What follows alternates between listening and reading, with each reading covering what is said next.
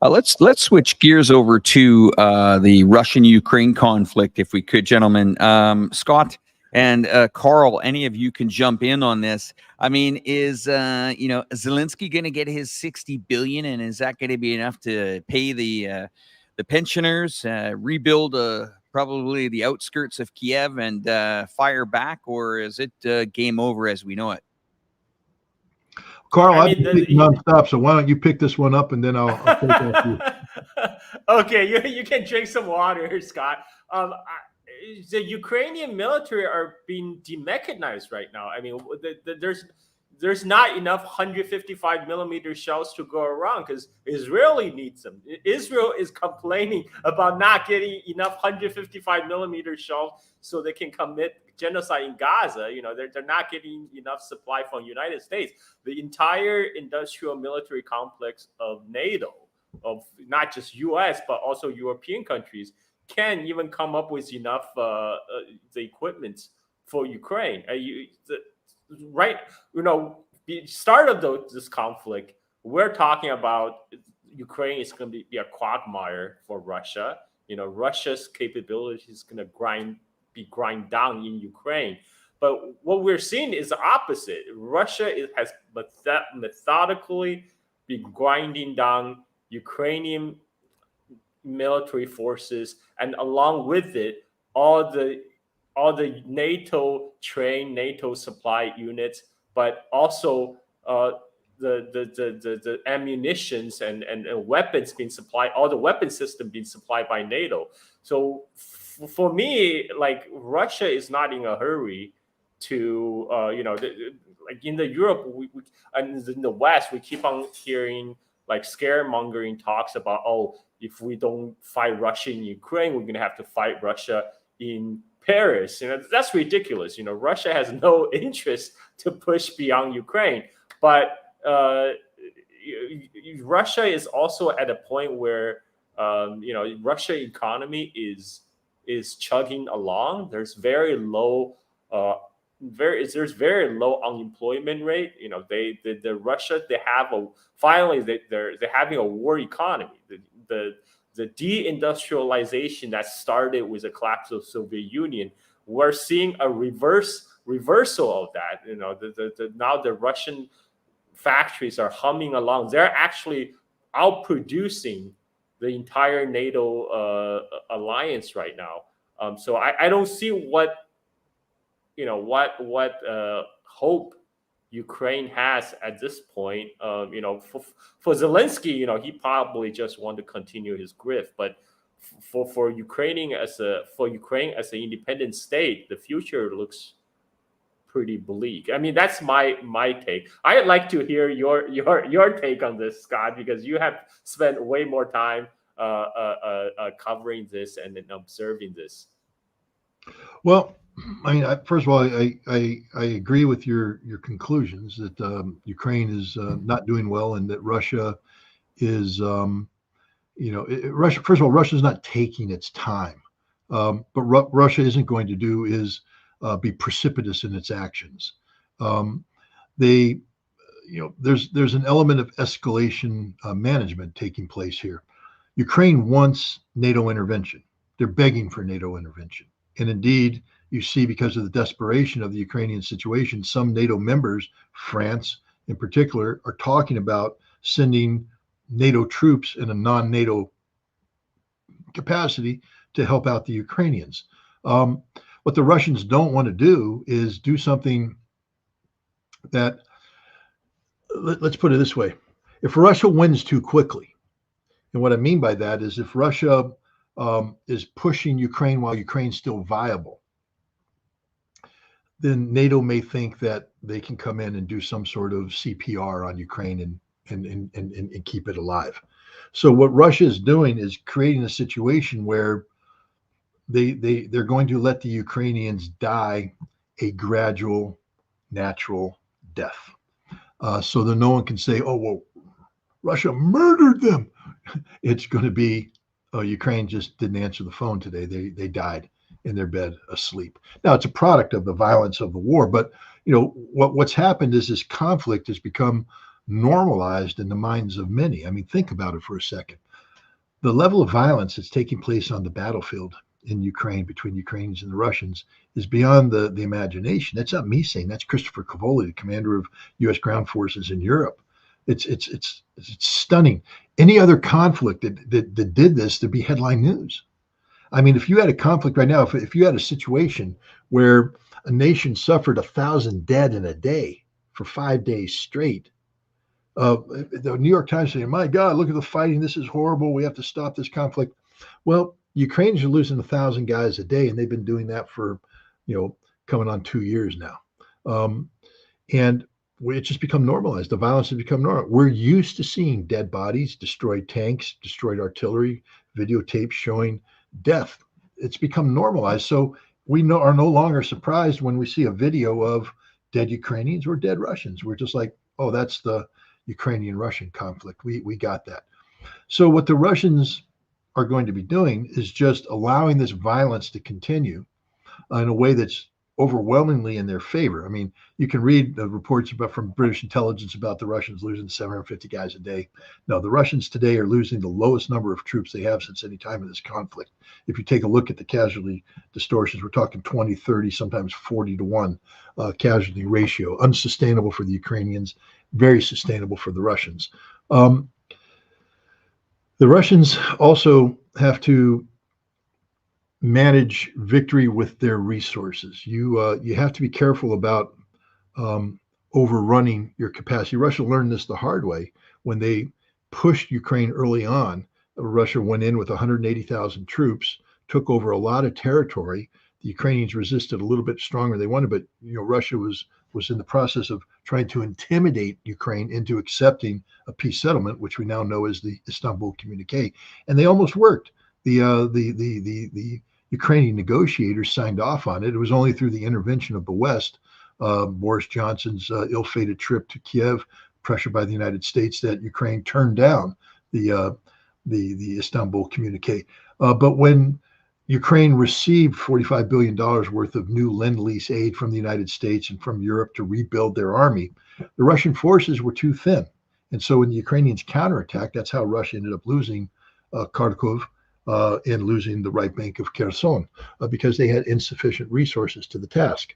Russia's not going to make that mistake again. They not only mobilized 300,000 reservists, but they have recruited over 600,000 volunteers since that time. That's nearly 1 million men to staff up a military today whose composition is somewhere between 500,000 and 700,000 in the area, and that can be reinforced as we speak. The Ukrainian military, meanwhile, is just shrinking. They're losing thousands of people since January 1st.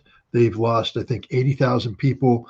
The counteroffensive last summer, the failed counteroffensive, they lost 160,000 people. That's 240,000, 250,000 people gone, finished, on top of what they've already lost. So the Ukrainian losses right now are in the order of around 800,000 dead. And that number is going to go. They don't have people to replace them. So you see this collapse. So the Russians are going to manage this collapse. They'll be husbanding their resources, making sure that they don't act in such a manner that provokes a NATO intervention, also making sure that they don't burst the bubble in a way that they can't manage it with the forces available.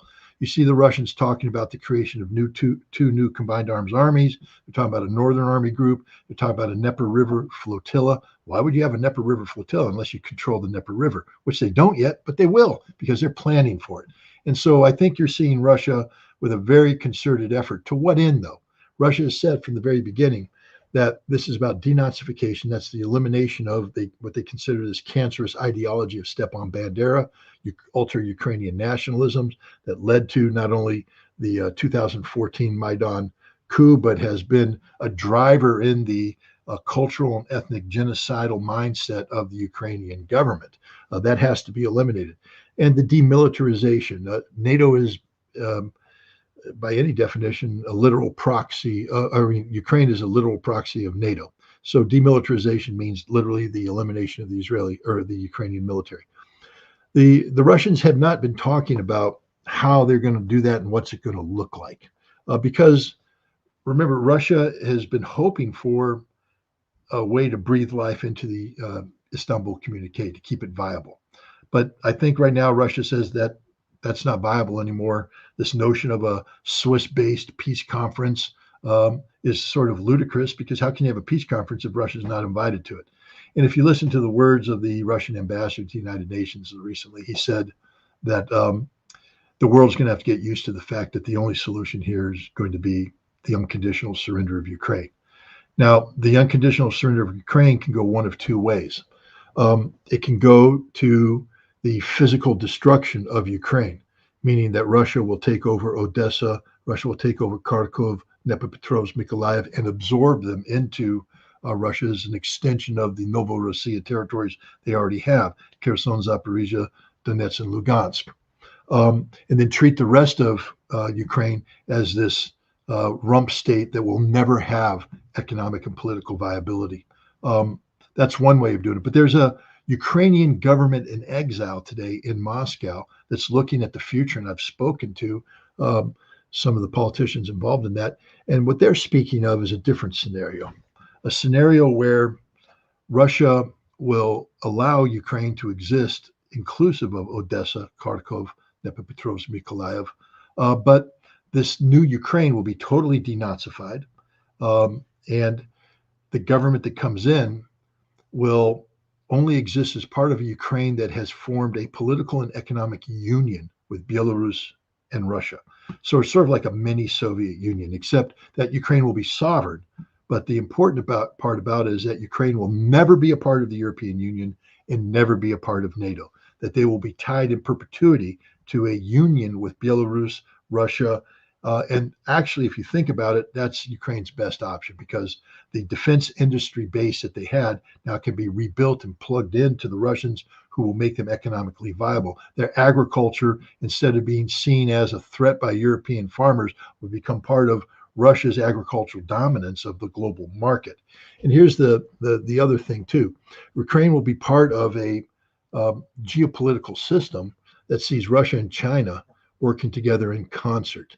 When we speak about this conflict, you've had a deputy secretary of state in the United States accuse China of empowering Russia in their conflict. China, as close as Russia and China have been, and I think we can acknowledge it over history that they haven't always been this close. That there were many problems between Russia and China, and there are still many potential problems between Russia and China. I think some Chinese are like, is this really the right thing for us to be doing? And some Russians are saying the same thing. But in this time, in this place, at this moment, it's the only thing that can be done, because the policies of the United States and the collective West that have targeted Russia over Ukraine are the same policies of the United States and the collective West that are targeting China over Taiwan. And the Chinese, while they may have been initially insulted, their Westphalian principles were insulted by Russia going into Ukraine, over the time have recognized that how Ukraine goes is how Taiwan goes. And the best way to prevent a conflict of Taiwan is to guarantee a Russian victory in Ukraine, to guarantee that this hegemonic, aggressive policy of the United States and Europe vis-a-vis Russia never gets to raise its ugly head in Taiwan. And so you're not going to see Chinese divisions marching anytime soon into Ukraine, if ever. They never will. And I don't think you're going to see a tremendous amount of Chinese military equipment going there. China doesn't work that way. What China has done is says, we guarantee your economic viability. That while you're being strangled to death by the West, while your economy is under attack, we have thrown you a reliable lifeline, a lifeline that not only allows you to live, but to thrive, a lifeline that has the Russian economy growing. And I will tell you this, I've met many Russian businessmen who are doing business in China, and they're not unhappy. They're a little nervous because China is very competent economically, almost dominant economically, and there's a lot of reliance upon Chinese goodwill, that China won't take advantage of this. But it's not China's interest to take advantage of it, because whatever China does to take advantage of Russia might succeed in the short term.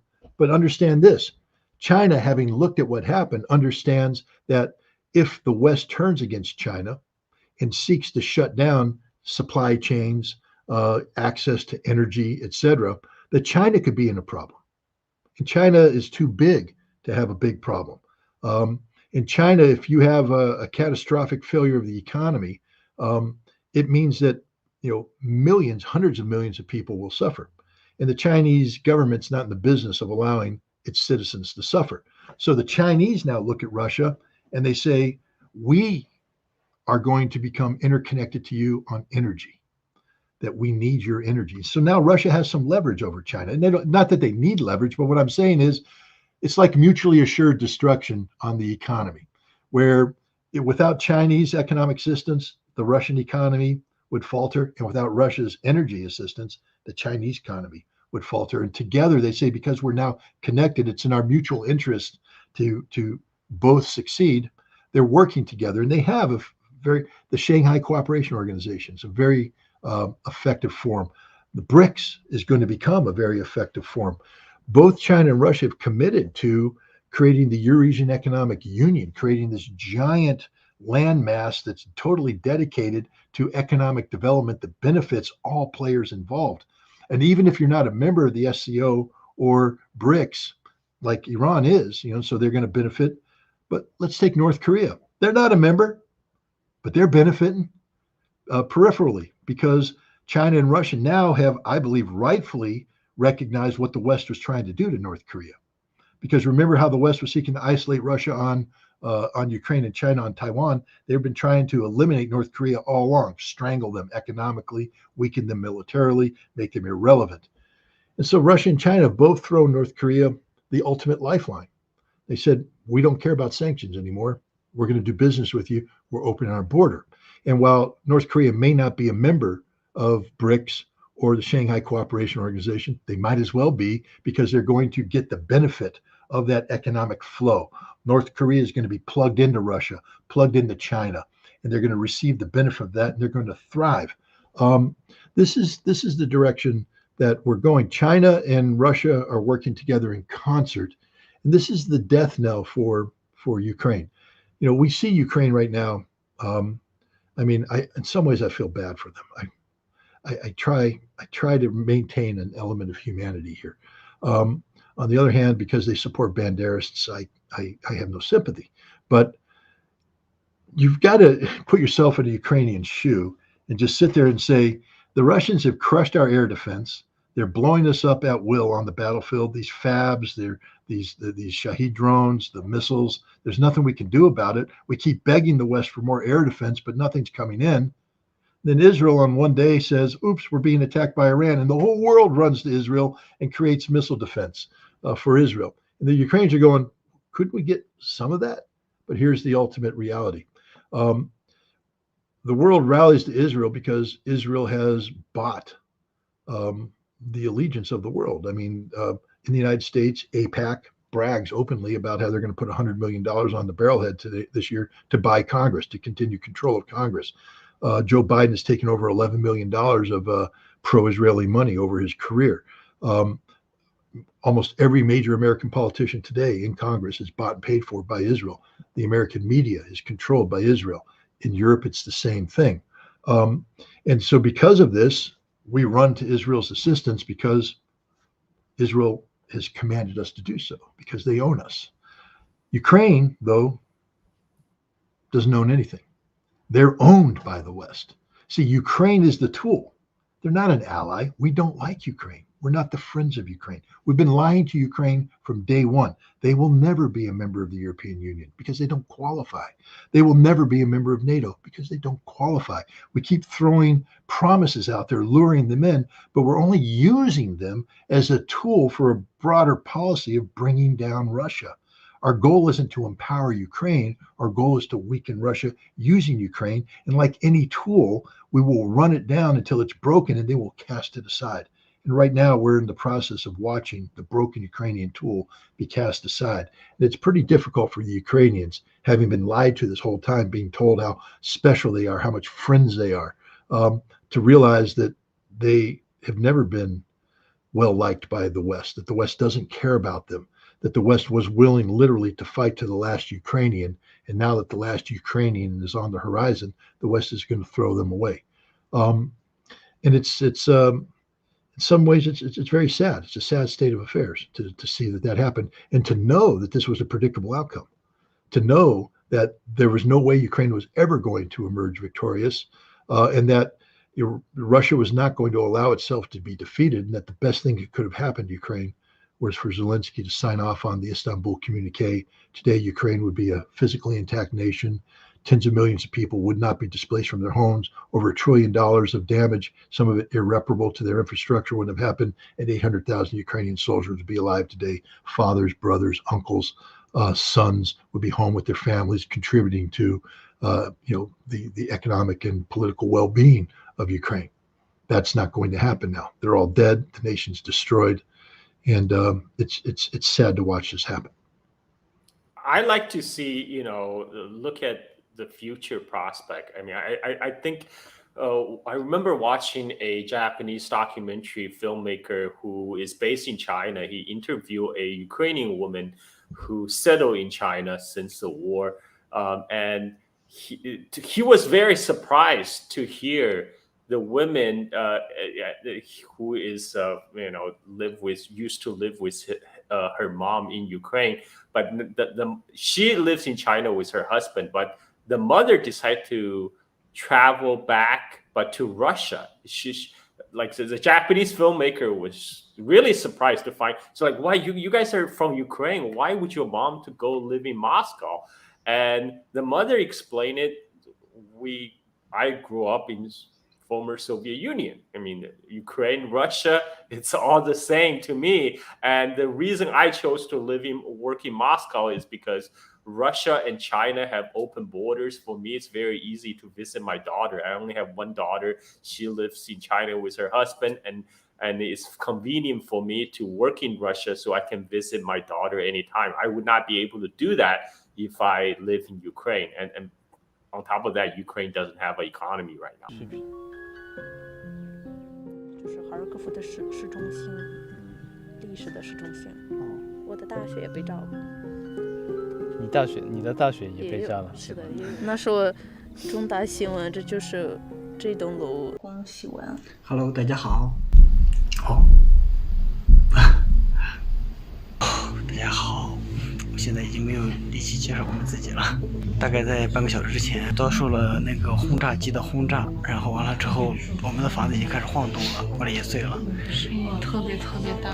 那时候我就是3天都不会说话，都不能说，我不能顺利的说，因为我平时很少哭，但是如果受到家乡这种，但是你的话，因为嫁给了中国人，所以可以撤侨。是的，你的好多朋友是的，撤不了。最可怕的是，女人带着孩子离开了乌克兰，大部分都去了欧洲，但是他们的丈夫一直是在乌克兰，因为他们出不去。对，幸亏他是中国人，要不我不知道该怎么办。而且他们过得没有我现在过得那么好，就是当个难民，我希望不会有人会体验这些。因为你能失去家乡，你在家乡的那个感觉。我现在说这些，我的全身体都抖着。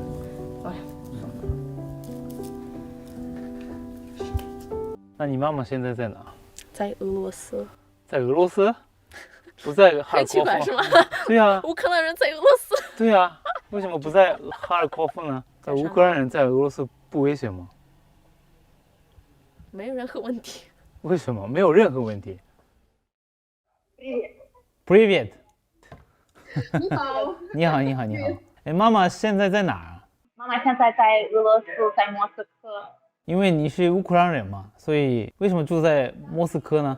Самое первое – это то, что я могу видеться со своим ребенком. Второе – это то, что сейчас там, где мы живем, там очень, опасно для жизни. Но я вообще родилась в Советском Союзе. Для меня Украина, Россия – это одно целое. 所以现在乌克兰人可以随便进去那个俄罗斯吗？ загранпаспорт, да, загранукраинский, да. 嘿嘿，你的朋友啊、亲戚啊都在乌克兰嘛？那您为什么还在俄罗斯呢？